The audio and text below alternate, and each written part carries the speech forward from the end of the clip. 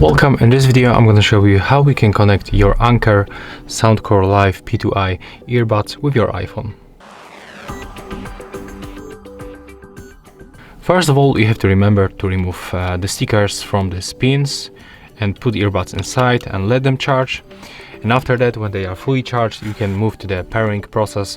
So as you can see in my case, they are already in the pairing mode, but when you don't have this mode enabled as a default, you have to rotate your case like that. For sure, open it with the earbuds inside and then click and hold this button that is located next to the USB-C input until this indicator starts blinking like that.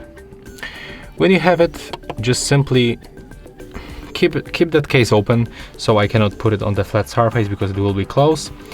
We have to go for the settings, we have to go for the Bluetooth and then turn it on by tapping on the switcher.